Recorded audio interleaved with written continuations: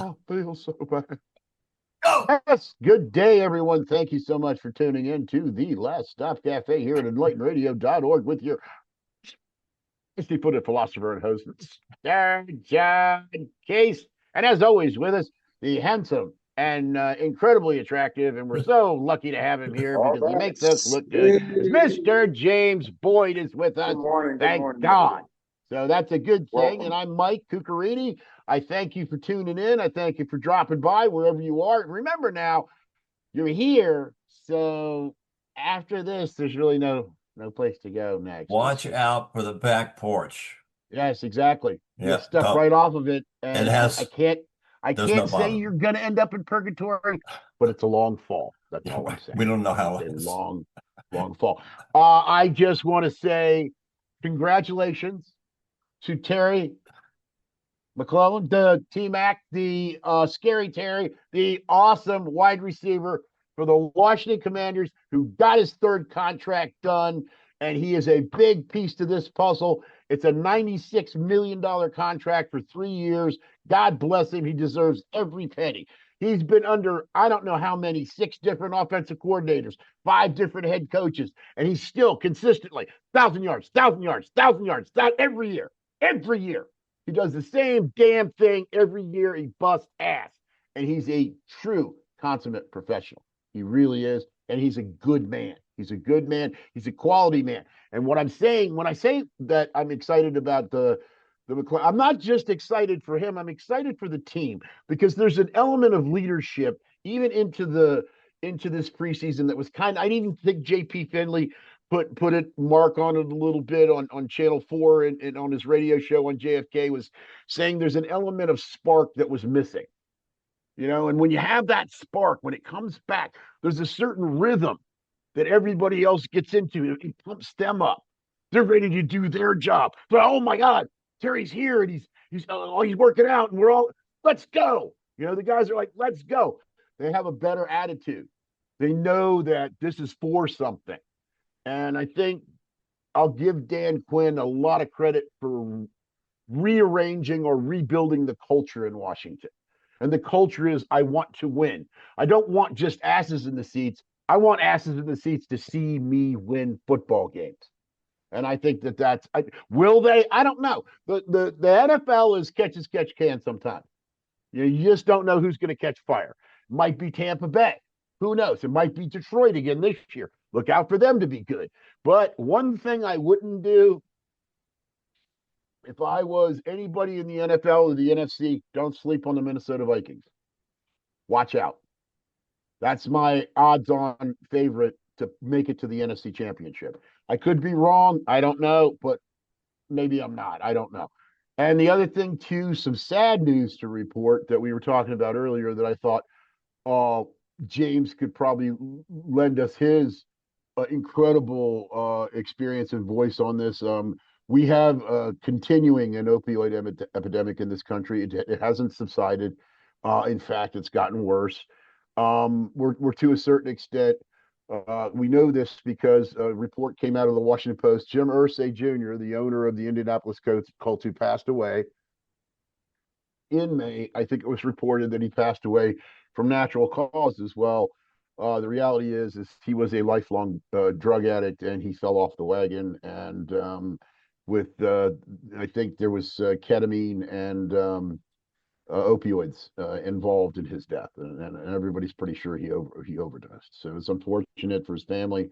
Um, Although I will point out he's a he was an NFL owner and a very very wealthy man. Okay, a very wealthy man, and for them where are we at now? August. We're going into September quickly here. We're even losing August. This was back in May. Man passed away in May. I haven't heard a goddamn thing from the Indianapolis Colts organization because they pulled that rug up and swept it right under and covered it up. That's what I think. They don't want it. They don't want. Oh no, Jim was a great guy. Blah blah blah. Look, he could have been a great guy. I don't know, but in the end, Hmm. I think his addiction brought him down. Hey, I That's got I got a question for you. sure. So, you think that 96 million for 3 years. Who's the brother that you was talking about there? Terry Mack. Uh, Scary Terry. Terry yeah, McClellan. right. So,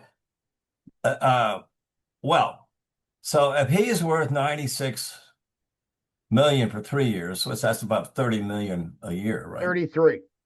Right. But the median pay of NFL players, I just observed, is $860,000. Rookie year contract. Uh, Rookie year contract. okay, well, it said And median. it's and That's it's not and it's rookie. not and it's going over that average coming into this year. All We're right. probably right now. I know you're reading statistics from probably 2016. I read those too. I think where we're at right now is probably about 1.7. But it also says that average professional football player nationwide is only $35,000 a year. And I wonder, what does that mean?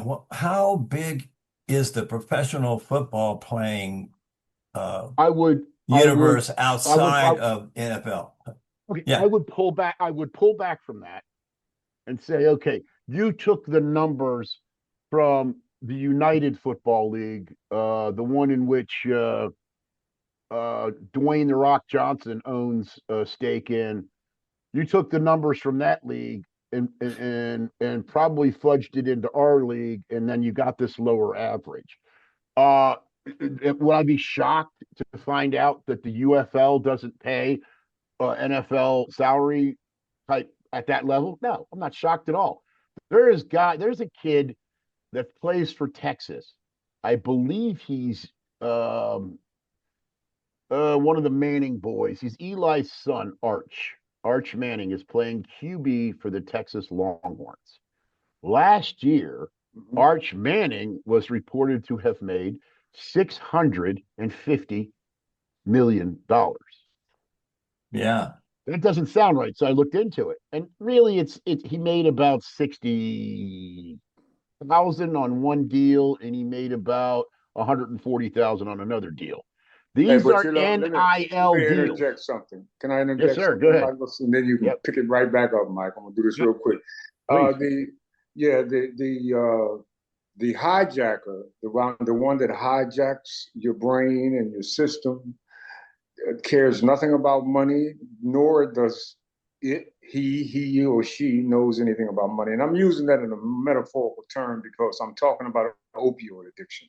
And I'll get back to that. If anybody's interested in learning a little bit That's about exactly right. what Yeah. happens to a person and what happens to a society because of substance use disorder, Mike. And I heard you refer earlier about him. He was I think you said he was a drug addict or something. Yes. You Yeah. said. He was. He was Yeah, and considered. so Yeah. one of the things that I target, especially on recovery radio, is the language that we use. Okay. And, yeah, I've learned the language, being a former person that was struggling really with substance use disorder for a little over 3 decades of heroin, intravenously, by the way. And so I pulled up out of that nosedive because I became informed. I became an advocate for myself, but not to get off on a rant about that. But you know, we can do something about this. We can. Yeah. And sweeping under the rug is one of the things that involves stigma. Stigma is a close cousin to that broom that they use to sweep. Oh, I know, man. I know. Oh, that's the truth. Yeah. It's the truth, Yeah. and that's the thing that I think a lot of folks are afraid of. James, thank you for pointing that out because he was the other issue that we probably should talk about is entitlement. Entitlement. Yeah, he was a very entitled, wealthy young man. His father owned the Indianapolis Colts. He was running around partying in college. From what I understand, he had an injury, and he was prescribed opioids, and he discovered opioids in college. The hijacker. Think of the hijacker. When you discover it, when you open that door, when you fell off the back porch, guess who was there? Yep. The hijacker. Your buddy, the opioids. Yeah, I mean, it was right. Yeah, it and becomes your existence. and with he comes equipped with a lady named Euphoria. Yeah. And once you taste her, it's like your dopamine on steroids. You That's the know, Yeah, hijackers. That's the hijackers' weapon. my own personal demons. I still have them. I still fight my own personal demons. I still fight my horrible lifelong addiction to nicotine. Hmm. I'm still trying to keep myself away from that and off of it. I chew a lot of I chew a lot of Nicorette. What are they? Lozenges. I can't do the gum because I get dentures. Hmm. But Hmm. that, and then also, I haven't really been into the alcohol. I'm not. I like bourbon, but a lot of people assume I like a lot of bourbon. I don't. I like one.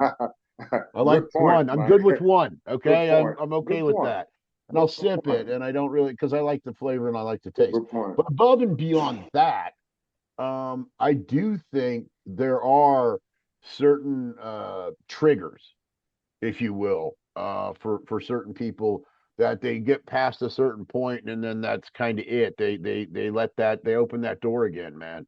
They open that back door again on the porch, man, and let that son of a bitch in there. And believe you me, that wicked devil's coming in there and taking over. So And that would be really, really, that's good to think about. let me Yeah, take a put it minute. like, Hold go on. ahead, Mike. Hold on a minute. Go ahead. Let me take a minute and sort of transport that same thing you're talking about, being hijacked. A drug Hmm. hijacks you basically, and from then on, you're working for it more than it's working for you. Um, but to say, from studying a lot of economics because of, my wife's profession and for years being in the labor movement and negotiating Hmm. contracts, Hmm. I come to think about large sums of money in the Hmm. same way. That then, in a way, they become a force independent somewhat of their owners, at least their individual owners sometimes. And you wonder, is it them? Is it the billionaire, deciding to do all these actions and to have all these side effects and consequences way beyond him? Or is it the $1 billion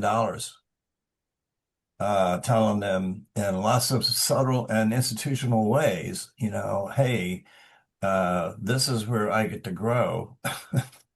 And what you want to do is wasting me, you know? Hmm. And, Hmm. someone comes along and says, makes you an offer you can't refuse, basically. so money is a form of drug. Is that what you're saying, John? Is Well, that's a it's a form of power. It's a yeah, you get yeah. taken over. You think you're in control, but because you have this big systematic thing going on, this externality, like the flow of money, right, through society. Well, same Perfect. thing, like you have a flow of a drug through an Talk about external it, John. force, right? Hmm. And you're sort of, your individual will is more of an illusion than you sometimes think, Exactly. I also I will cop to edibles. I take edibles every day, every day. Okay. Okay. Okay. I take them every Yeah. day, and for me, I've been diagnosed with really, really, really bad arthritis.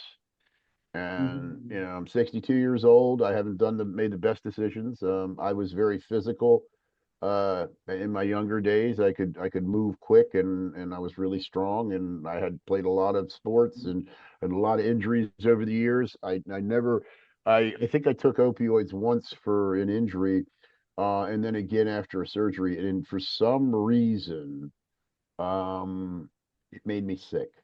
It Hmm. made me literally throw up. I couldn't. So I was happy about that because I'm thinking to myself at some point, you've got too many addictions. You don't need another one. Just let's not add that to the list. So battling that, I get a sense of I know how that kind of works. I don't know how it works all the way, but it's unfortunate because you see so many people just get wasted by it. Now I'm saying this also too. John brought up labor. And what a fitting discussion. James, Mhm. John, I actually would like to enlist your services. Yes, sir. I am on my way to a sign making party for the Culpeper Democrats.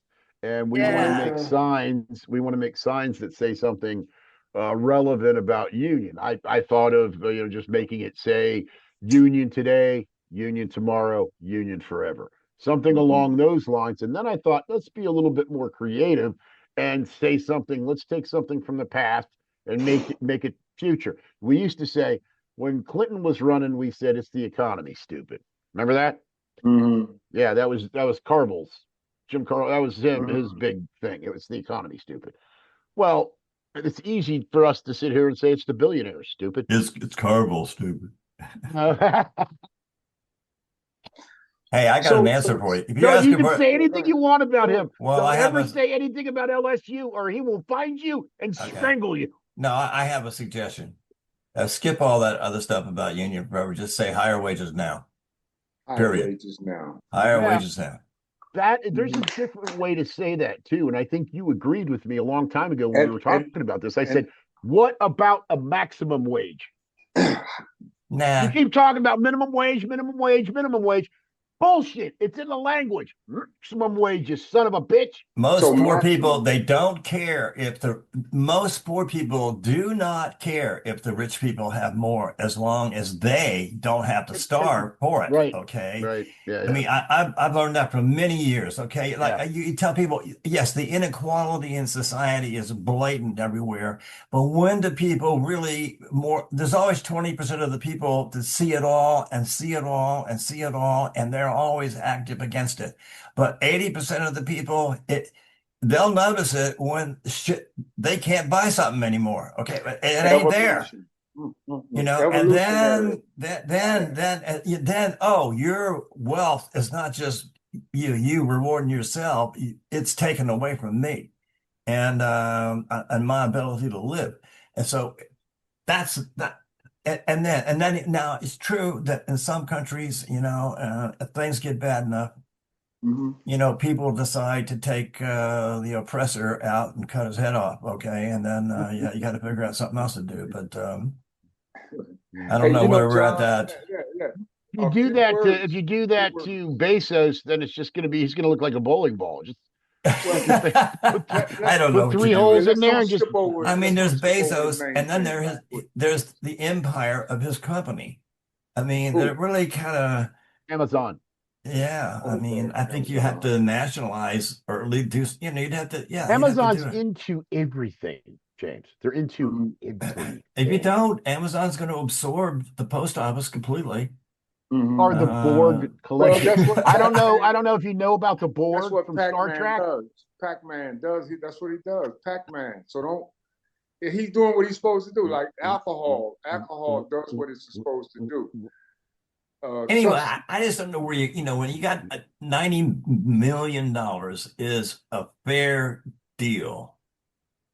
And well, I don't know what the best burger flipper in McDonald's in the whole United States might be. I don't know what his or her name is, but is that a fair deal? Well, when you say flipping What is a burgers, fair deal? it is not the process is not Relative. simply flipping burgers. There's also the mise en place that has to be broken up. There's also the grill that Plus. has to be scraped and cleaned. There's also the grease that has to be changed out every shift. There's also the vats that have to be cleaned. Oh man, You yes, you have to got it. this is not just when you sit back and you talk about that, when you say something about McDonald's work. I happen to know because I was a Hardee's worker. I worked for Hardee's. I know what it's like working for those people, and it is the soul sucking, ass kicking pain in your ass. It will drive you insane, and you'll be standing on your legs for 12 hours straight, and you'll be sweating, sweating, sweating, and constantly washing your hands off because you have to in between prepping food. You have to have the gloves on if you're going to do the prep. There's a lot of work that goes into this. I'm I'm not going to listen to people that say things like, "Well, I don't think we should pay a kid $20 an hour for flipping burgers." I do. Okay, know, man. I think you should. Higher wages now. That's See? why higher wages now. I'm glad you got I like it, John. I like we it, lose John. the grip I like on it, James. what we're talking about before because we go off. I really like that higher wages now. That gets my because that has meat and it's sustainable. It's a sustainable quote, and it evolves. It's evolution because the economics evolves.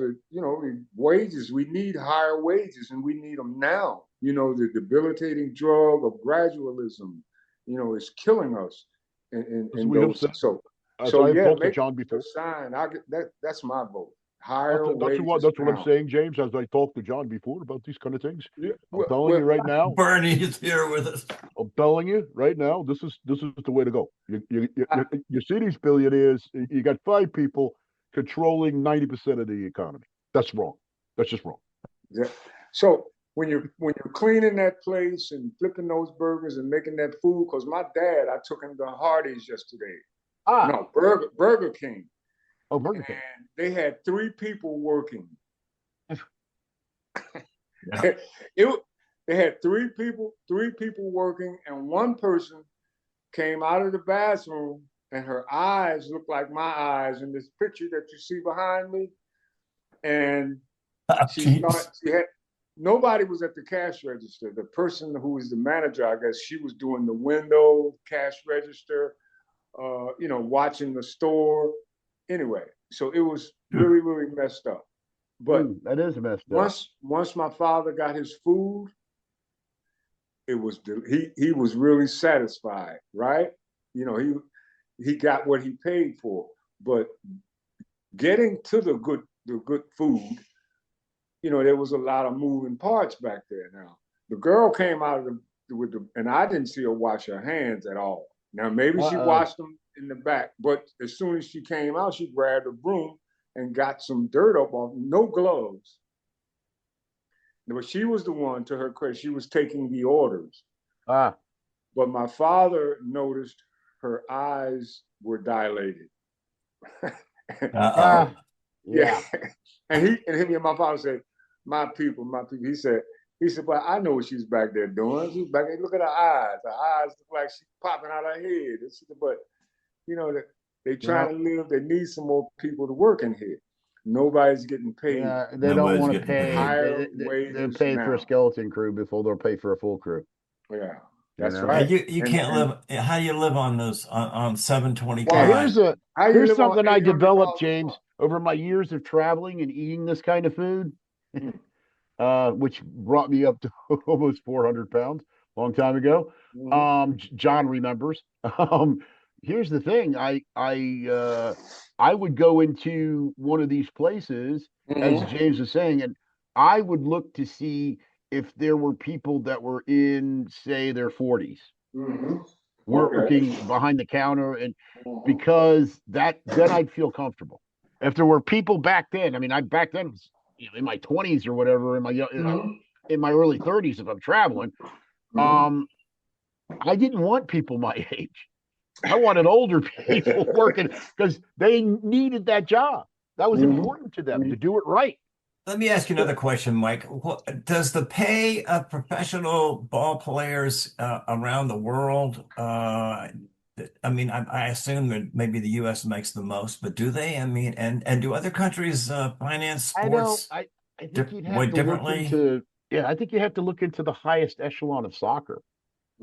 Okay. And not even the highest echelon, because I know Wrexham. I'm watching Wrexham. Oops. That sounded like that was a buzz that came on because you said Wrexham, but AI thought it said rectum, and that's a prohibited word. I said Wrexham. So, the Wrexham Red Devils. Okay. Okay, man. Who were purchased by Ryan Reynolds and Rob McElvany, star of It's Always Sunny in Philadelphia. And of course, I don't need to tell you how big a star Ryan Reynolds is. Probably the biggest star on the planet. And they both put in and they resurrected this team. And it is amazing. It is amazing. It's an amazing part of their country. I mean, they're basically learning to speak Welsh which is amazing. And but this damn team has done something nobody else has ever done. The first year they got promoted to the next league. The next year they got promoted to the next league. Right now, I don't know if they're going to get promoted to that third league, but they're almost at premier level. Wow. And I do know one of their players just got a salary at that level of $14 million. Whoa. So, Okay. All right. Now So I do know also that someone like let's see, like Beckham, David Beckham, would take the would actually make probably, I think he made more money in soccer than any other player. Except Messier. I think Messier has made more because Messier has played both in the United States and Brazil. So and soccer is getting almost a makeover because of the United States. Let's be real here. Soccer is a very, very popular sport in the United States. In fact, it kind of is on a line with how fast flag football has grown. Flag football is an anomaly. I mean, I've never seen it's safer, right? You get fewer it is injuries. a lot safer. Now it's not safe because you're going to get hit. There's going to be some times where, you're going to get somebody's running to get the flag and they slam into their own player or slam into the other. It happens, but you're not wearing pads and your intent is not to deliberately slam into someone. Right. I think James is going for a ride. Yeah, he's relocated to And I want to say something too. he looks like he's on the edge of a golf course or something, but I can't tell from here. I don't know whether he's driving that expensive golf cart. Well, you're one of Trump's golf courses there, and Well, all I will say also too, I wanted to make a comment. These people better pray like hell you or me do not win this lotto. Yeah, right, okay. $950 million. Wow. Which is close to 700 straight up cash. How much of it's is that tax? Is that after tax? When you take the taxes out, you still got almost 700 million, John. Okay, let's see, 700 million, and see what I should get an extra benefit from the Trump tax cut, right? Because right. I'll be a billionaire. 700 million is not a billionaire, though. I got to be a billionaire. Come on, man. It's not right. Yeah, it's not right. If you just, John, right. Cash out. If your buddy's worth 91 million, I should be worth $1 billion. Get a fiduciary, cash out, talk to your wife, and then in about 2 years you'll be a billionaire.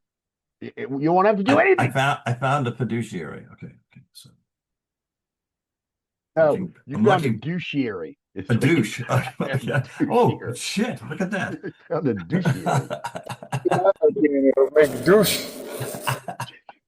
So in closing today, and since we're coming up on time to get the heck out of here, I know I am. And John, I appreciate you moving the time, and I'm glad we could accommodate everyone. And James, thank you for coming on with us, man. We always appreciate it. I made it. Well, James is contemplating a whole new dimension here. Good. In his, because he's carrying forth. Turns out there's, I think there's some kind of graph you could do about addiction and the decay of America. There's something you could do that would dramatically illustrate. I bet you if you just got to look at the historical stats in the right way. I bet you could show something really profound about what's been happening. Okay. Well, we will see if all of the efforts for the negotiations of contracts for the Washington Commanders on September 9th pay off. They go to play the New York Giants in their first game, and the Giants look real good. They do. Mike, could you caution people once again about the back porch of the cafe? And let us be aware that all I'm saying the risk that is before us. I'm not saying the back porch is purgatory, but look, when you get out to the back porch, sit your ass down. Don't go any further. Don't go off the back porch. That's all I'm saying. Just hang out. Don't, because if you go off the back porch, you're not going to be able to get back on it, and you just go slide right down. You know, I mean, on the way down, just say hello to Jim Irsay. My point is, my point is, be careful, people. Be very careful, but also try to be kind. It's a new thing. I know people don't like that. I know somehow or another it doesn't demonstrate strength or machismo. I don't give a shit anymore. Be kind, be decent, and we love you all. John Case, the Dusty Footed Philosopher, the original, Mr. James Boyd. I want to thank all of you. Thanks, folks, for tuning in. I'm Mike. Have a wonderful day. Okay, Mike, take care of yourself, buddy. You know, I'm going to hang out here and talk with James a minute here on our program. See, I think the Last Stop Cafe is where about a third of the country is sitting right now. Yeah.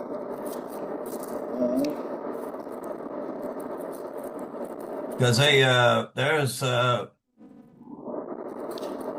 getting past this situation in the country that's deteriorating very rapidly.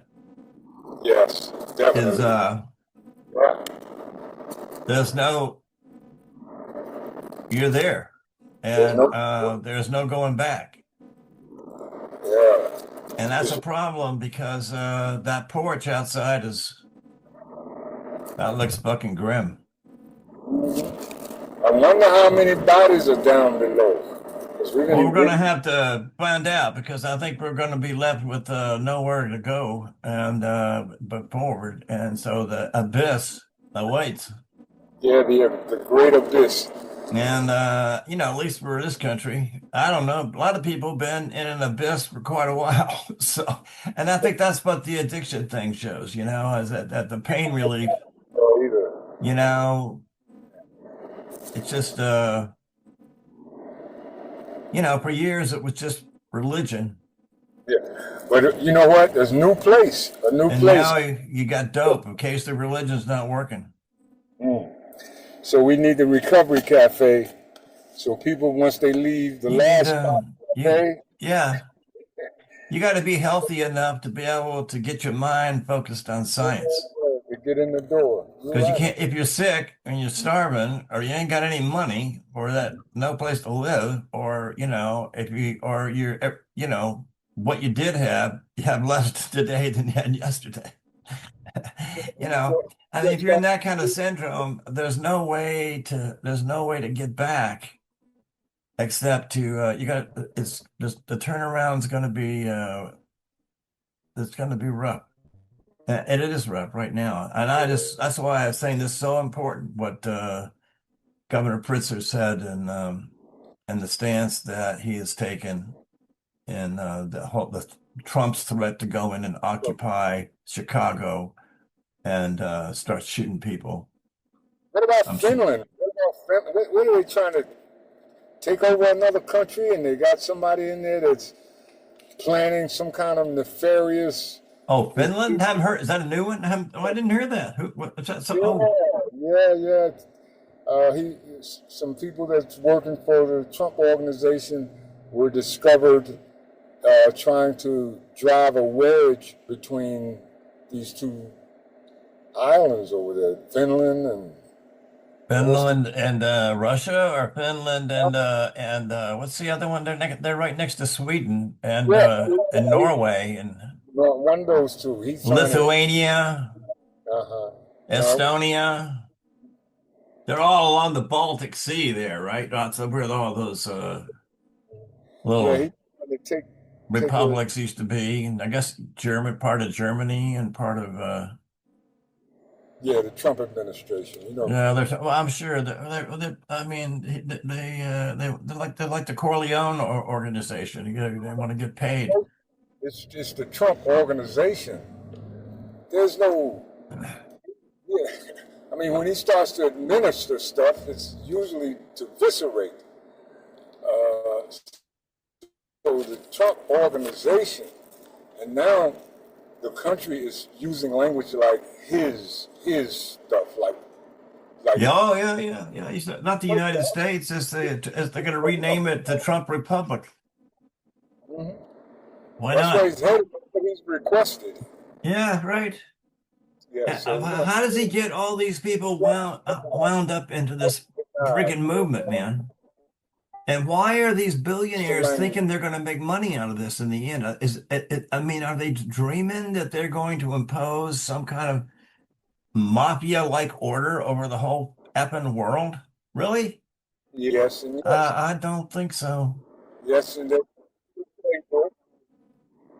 There's no new playbook. It's Well, the same one. we'll end up getting occupied ourselves. We will. It's unsustainable. You know, it's falling apart. Look what the country's doing to its soldiers. Jesus Christ. Yeah, Uh, and look at the impact. Look at the impact that it's having. It's like, you know, when you start whittling away, it gets, you know, the impact is long lasting, and you whittle away everything. And how that's do you right. put it back? How do you put it back? You can't. I don't know. You know, and so the only relief people got, or people seem to think that they have, is the drastic ones that they're running into, like suicide, mass murder. You know, it's a way to relieve pain for a lot of people in their thinking and what they're being exposed to over and over and over again. That little young boy in Minnesota, he was interviewing like he was an adult way over 21. He was 10, 11-year-old, I guess, when he was talking about how his friend got shot, and the way he articulated the trauma. You know what I mean? So the words that he used he's the first hearer of those words. He hears them first. Yeah. Yeah, and it's you know, and it gets deep embedded in your soul, you know, and all the literature says that memory capsules for trauma, unresolved trauma, is real. They're real. We can't see them and all of that except under a doctor's eye, a professional's eye, under a microscope. Because so, and they pop open at some point, and this is the result. People pick up arms against other people. Human life has become so degenerate, and you know, the appetite for mass murder is so accessible, and you find the reasons to have that kind of appetite is so accessible, and the appetite is, for adults it's bad, but for children it's like giving a 10-year-old a fifth of liquor and telling them to drink it. That's prohibited. And so the appetite is prohibited for youth when they're in those developmental stages. Now for the adults, the appetite is not healthy, but it's there. It's accessible and it's easy to get. And you can escape all the pain and misery by creating a situation of death for yourself. You know, when I was growing up, and I grew up in an upper middle class neighborhood, Mm-hmm. and it was it was all until I was like I don't know, 16, 15. Mm-hmm. I never met a black person that was not a servant of some kind. And you know, and so in the neighborhood, now this is a more or less homogeneous neighborhood of mostly professional people, lawyers, doctors, real estate developers, probably a few of them. They were probably the ones with dirty hands. Yeah. Anyway, and in that community, there were, you know, the kids that were children of the parents of the families living in this community. Everybody got to know there were kids that were like the bully, you know, or the the bad kid, you know, or the so-called good kids, and then the families, you know, where you could the rumor of, you know, who was abusive or not, who was kind or not. You know, it got around, right? You know, I mean, you sort of got a feel for things, even though when you're young, you know, you don't understand them. You don't understand the forces that are driving people, you know, that clearly. It all seems personal to you, right? And a lot of time, maybe it is occasionally, but a lot of times it's things you can't see yet that are at work. Your family's economy, or or lack of it, or jobs, or you know, or problems in a marriage, you know, or a relationship, or whatever, or you know, or crimes being committed, and therefore people have to conceal, lie. And so you can think of all kinds of environments where that even within a sort of narrow income range, like that community, right? You would get all kinds of lessons, or think you were, about good and evil. You know, that's bad. That looks good. But then you watch it as you learn more. You watch it in the context, and you see why the things that are going on inside there, like what that there really is something corrupt in it. Yes, yes. Right. You know, that takes a long time to see, you know, until it sort of breaks up and sort of, you know, crashes on your living room floor. Then you say, yeah, oh my God, uh, there was more going on here than Yeah, met the eye. and it's intentional. That's the scary part about it. Yeah, absolutely. You know, I Intentional. mean, it's invisible to you until, you know, it crashes, all right, and just stomps on you, you know, and say, oh my, Jesus Christ. Um, but I think that happens. I think that happens probably growing up, you know, first in a lot of ways. But in this society, you know, the sense that it was like falling off a cliff in various every other week, Every other one. culturally, That's you right. know. And you don't die. Not well, not yet. A lot of people do. Okay, I mean, but You wake up on Monday and say, "Well, damn, you know, I might as well get ready to die." right. Every And then day's gravy, right? you're like, "What the hell do I keep waking up for?" Yeah, you know, you're waiting for the change.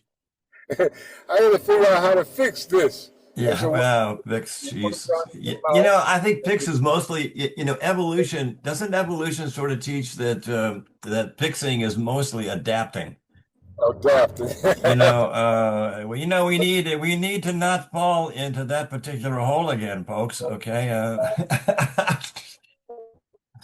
But then Let's be clear. But how do you preserve memory? You know, in a way that has meaning. I mean, like we went through the Second World War over this Nazi horseshit, and here we are with a guy acting out just like Hitler.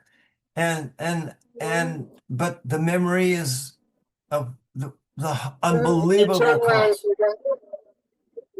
you say, how did he get in here? Yeah, how the shit did this happen again? And it's He had happening here. And you get like this. look at the horror show that Israel has become. You know, these victims of the biggest So, Holocaust, or one of the biggest in history, then turn around and they become, you know, their attitude toward the Palestinians is, uh, yeah, just I just mean, they're like how subhuman, so quickly kill as many as possible, as many as and possible. then we'll be secure. That's the attitude. And, you Yeah, know, keep that's killing. As long as we're killing people, we'll be secure. You know, it's laughable when you think past but then people are trapped in these conflicts. It's, put your hands in the air and wave them around like you just don't care. You ain't got to I don't do it like know. you don't care. You don't care. Time I'm pulling up at the hospital, man. All right, man. Well, I'll be cashing out to there today, and thank you for joining in. And Yeah, I'm gonna call you a little later today, okay? all right, buddy. I'll be here. Yeah, take care, man. Yeah. This drop All right. here, yeah, they're giving me free treatment over here. They've invited me. Well, you take care, take advantage of it, man. Yes, sir. All right, buddy. All All right, right. take care. Talk to you later, pal. Yeah. Bye.